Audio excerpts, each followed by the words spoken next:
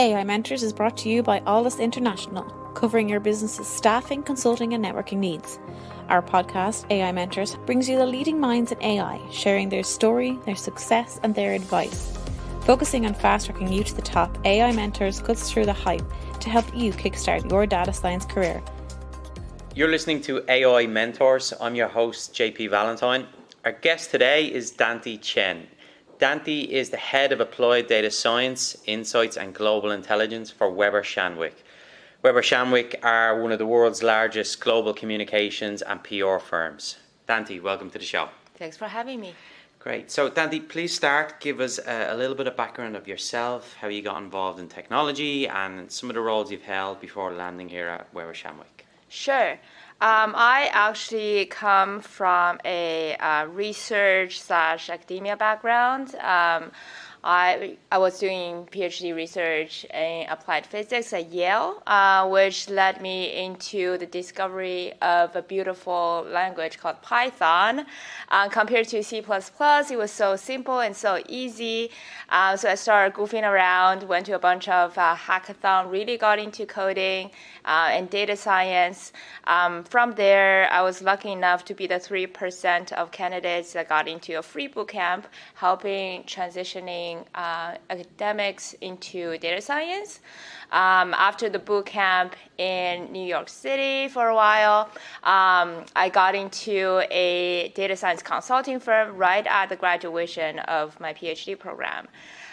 Given the somewhat of frustration of not seeing my research being applied directly into the real world, I joined the consulting firm and really used the ability to build awesome machine learning models to solve business problems, and that kicked off my career. Quickly got promoted as the director, directly reporting to the CEO at the firm. Shortly after, I was approached by my current boss, who now is the head of the global intelligence at Weber Shandwick, to help out build out the functionalities here at Weber and use data science to help communications. Thank you very much. So I think it's important to give a bit more detail about what your current role is and some of the successes you've had in such a short space of time, in particular the level of growth you've had. So if you could please tell us about what you do now. Yeah, sure. So my role actually has changed and shifted significantly since I joined Weber. In the beginning, we were a small team trying to figure out how to use natural language processing and machine learning to help our clients understand the true perception about their brand, about their product in the real world, and help them shape the strategy of their communication and to help them launch their product. And I initially built out the functionality as well as the local team in New York. Grew the team from one business analyst plus myself to 20 analysts total. Some are technical, some are non-technical. From there, we quickly took over the global function. At the time, in the beginning, it was just locally New York and East Geo. Since early this year, we became global, so my role has shifted into consolidating the global needs and global ask with more of a focus on different market area, as well as looking at different language capabilities, hiring globally, and help putting our analysis and our approach into more of a product and start to offer our services to a broader range of clients. Wow. So in the time that you joined, you went from having a team of one to now being responsible for global data science operations in a company that has several thousand people. I want to talk to you a little bit about the transition from academia to industry, because you've clearly been able to do so very well. But it's one of the biggest areas we get questions about from junior data scientists and also hiring managers who want to help candidates make that transition. So for somebody who's done it successfully, but also scale a team of junior data scientists, what advice can you give to candidates to help them be aware of the differences so that when they go into their first role, they can be successful? Yeah, so one of the lessons I learned personally is besides the transferable skills, the analytical thinking and the coding capabilities, being able to understand what's enough to deliver, to not be a perfectionist per se, and do not get too hung up on the details. The 1% of improvement of performance may or may not be worth the 2 additional months you put in. So the real world application can be quite different compared to when you're doing research. Another advice would be just be confident. Be open to the unknowns. I'm sure if you can do research well, you are familiar with the ambiguity and the uncertainty. Same thing happens within big data science, of course. You never know what's the best model. You're never 100% confident about your model. But as long as you can use your model to the benefit of your client or your particular project, and be confident and play with it and put it out there. Okay, some really helpful advice in there. Hopefully I think so.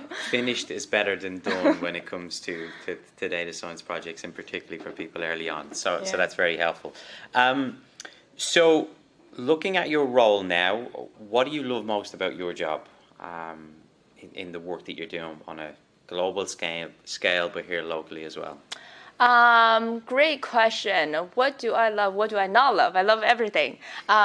But most importantly, I feel like it's a ever-changing, dynamic world. You will never get bored.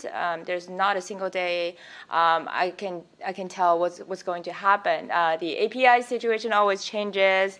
New models always comes out. So there's always a challenge, and the real-world application also shifts. It's really you can see the impact you have, and you can actually see how one small investigation led to a big outcome. So that's very satisfying and gratifying. Yeah. Great.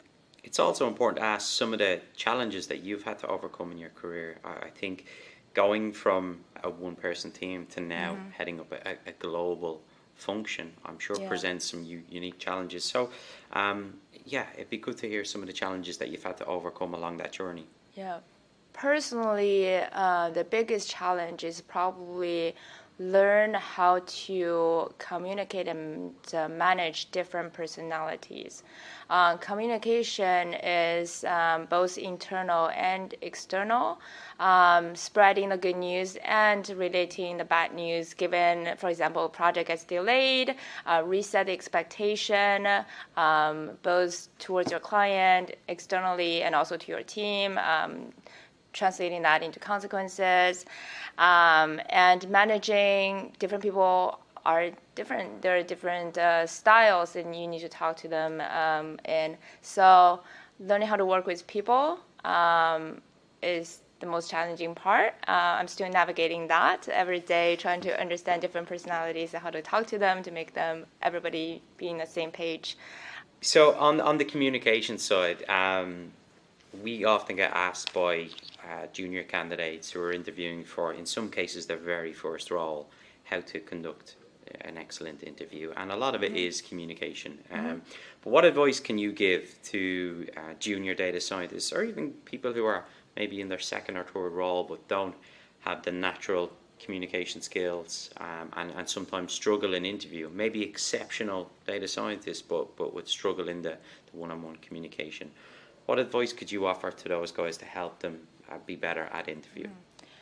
One piece of advice I was given in grad school when I was preparing for my thesis defense is imagine you're describing your project to your grandma.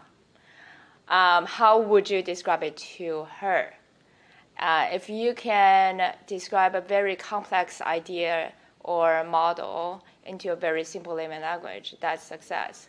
So every single day, I try to dumb down what I'm doing and talk to people in simple language. And if you can communicate to any random strangers off the road, that means you can communicate well. I think it's such an important point, and it's something that is not stressed enough. It's not how well you communicate in amongst your peers and data scientists, it's how well you explain it to somebody who does not understand what a machine learning algorithm does. So I think it's very useful indeed. Here at Alldus, we want to make the hiring process easier for all. Whether you're an employer or an aspiring employee, we have the service for you. For full-time work, Alldus will partner with you to find the best person for the position. Using both our network and our rigorous qualification process, we ensure that only the best talent is shortlisted. We will manage the process and work with you to select our most suitable candidate for your organisation. We also offer excellent temp hiring services. At Alldus, we provide a great opportunity to help you and our candidate make the right choice. The contract period is one long interview for your full-time opening, and the extended experience with our consultant helps you make the best decision. Alldus International is here to quickly help you find the best AI candidate. Our experts stay in close contact with our consultants throughout the duration of the contract, ensuring they have everything they need to get the job done. You've scaled quite a significant team in a relatively short period of time. How did you do that? What were the important things that you focused on, and how did you build such a successful team here in New York, which led to you taking a global role? With partners, great partners like yourself, but also know what you need, reflect before you hire, have specific need before you have the goal, and during the interview, stress test the qualities you're looking for. Not to say we are 100% on target when we hire. We have hired candidates that later on proven to fall short in certain aspects we didn't screen for.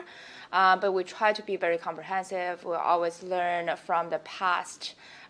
So if we didn't test one particular area and turned out to be important, we adjust and change our processes to make sure that gets tested the next round. Okay. Excellent. And when you're assessing candidates, what are some of your favorite interview questions to ask to check somebody out? Should I even say? I like to probe how curious they are. So I would ask about their in their spare time, what kind of questions or problem they're working on. So if you have any pet projects, that'd be a good thing to talk about.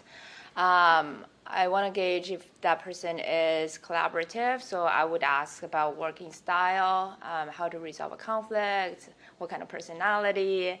All those small things that are not strictly technical turn out to be super important when you build a team. Yeah, absolutely. I think asking the questions about outside of work gives you an insight into how passionate an individual is about this, about the profession, and then their collaboration communication style. If they can work well with others, chances are they're going to work well within a team of data scientists. Very useful indeed. I wanted to bring it back around to your team, what you do, and talk about some of the great examples so people understand the impact Weber Shandwick is having with their clients and how you're utilizing data science to help them in their business. Sure. So I could give you several examples. Sometimes we would help our client understand their market and where they need to put their message towards. One very particular example is a big pharmaceutical company that have a consumer-facing product. In the beginning, they were worried about their reputation getting hurt because of association with a particular sport. At the time, there was some bad coverage, political scandal around that sport, so they were worried about their reputation. What we did was we used natural language processing to understand the social media conversation as well as the earned media conversation and help them understand and reveal that, first of all, they don't have to worry about their reputation getting hurt because guess what? Despite of all the money they've thrown in sponsoring that sports, their brand was not associated with it at all. Good news, bad news. Their reputation was intact, but their money was also wasted. So beyond that, what we helped them to identify was we then look at people's passion points and what people are actually doing in association with the needs that their product may help addressing. And we discovered two things that their target audience, meaning millennials, are actually very into. And in retrospect, it's not surprising, but at the time it was not considered by that brand. So it was travel and watching streaming videos. So those are very obvious things that we could point them to. After analyzing the large amount of data, we looked at hundreds of millions of posts and engagement and comments, looked at people's not only just regular sentiment, but also their intent to act. And from there, we were able to point to a very clear path for them to hit the consumer passion with less money. So since then, they've changed their marketing strategy and adopted our suggestion. And now they have a new campaign, they have new packaging, and we are about to go back in and measure the effect of the campaign this year. Wow, really impressive stuff. You've obviously got a very busy 2020 in store. What are you most excited about for Weber Shandwick, but also your industry as a whole? Great question. I'm quite excited to see that the acknowledgement and the thirst for data and advanced technology. To be honest, when I first joined this field, I had to Google what PR stands for to get a whole view of what I signed up for. Since then, there was a lot of initially internal education on what's data science, how do you use it. But that's been getting traction within the field and not just within Weber. In the entire industry, I can see a huge push for data-driven insights, human-led efforts, and to really be able to combine the machine-discovered facts with the thoughtfulness of human and craft creatives around it is really exciting. Coming next year, I look forward to bring our existing capabilities to a broader audience, as well as using our existing technology and build on top of it to incorporate additional image analysis as well as video content analysis, pushing beyond what we do right now to build out our portfolio and a more robust and comprehensive offering. Exciting times ahead, and with that I would imagine there's going to be continuous growth across your group as a whole in the various locations. So more data scientists, more data analysts, more data engineers, and both the US and across Europe. Yep. Great. Danti, this has been incredibly insightful, very informative, a lot of great advice for people listening. Thank you so much for your time. Thank you for having me. Get the Alldus advantage.